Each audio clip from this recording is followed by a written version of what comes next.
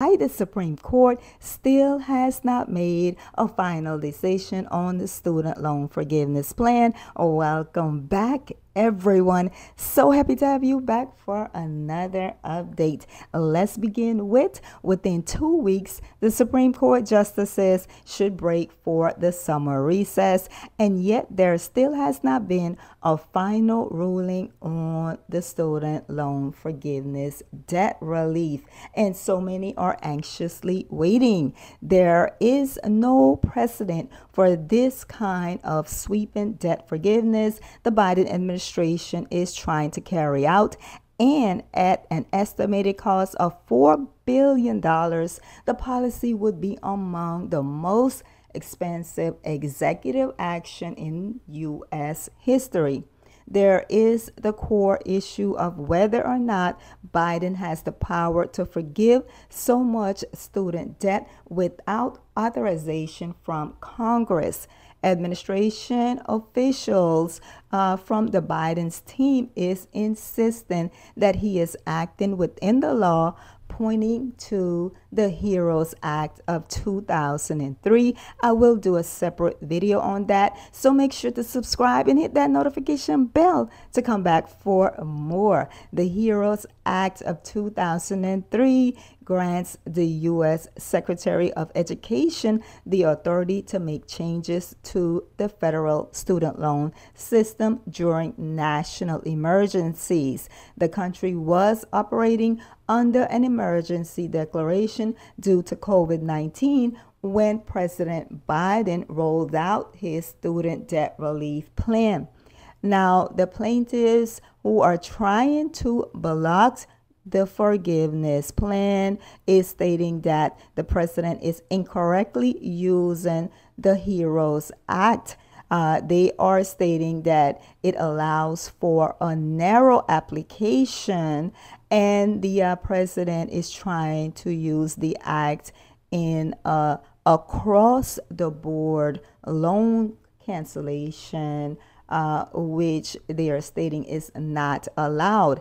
Now, around 37 million people would benefit from the approval of the student loan forgiveness debt relief. The justices also have to consider if the plaintiffs against the Biden administration have successfully shown that they would be harmed by the president's policy, which is typically a requirement to be able to sue. They need to prove the so-called legal standing in terms of how they will be harmed by a policy being put in place. And this is to avoid people just suing because they don't like a particular policy or program, just because they disagree with it. Now, two legal challenges against the program made to the High Court, one brought by 6 GOP-led states, Arkansas, Iowa, Kansas, Missouri, Nebraska, and South Carolina, and another backed by the Job Creators Network Foundation, a conservative advocacy organization.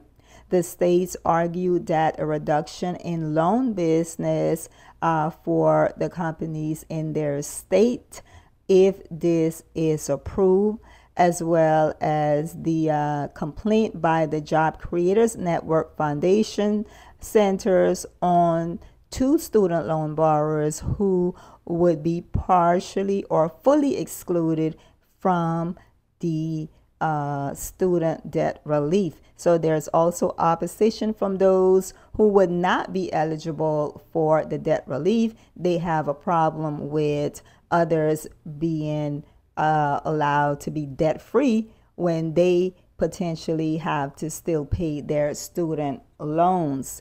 Oral arguments were held at the end of February. Conservative Justice Amy Coney Barrett, its states seem especially unconvinced after those oral arguments that the plaintiffs prove injury Also, at least one or two other conservative justices also seem conflicted over the question of standing, adding more reasons to why the deliberation is taking so long.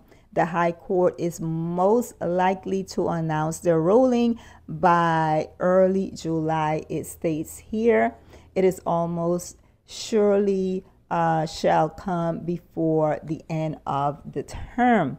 There is still a small possibility that the court wants to hear another round of oral arguments before it makes its final decision. So in that case, borrowers would have to wait if they wanted to hear more arguments. Unfortunately, they would have to wait until October when the justices begin their next session. Hopefully, it will not take that long. Hopefully, they will make a decision before they leave for their summer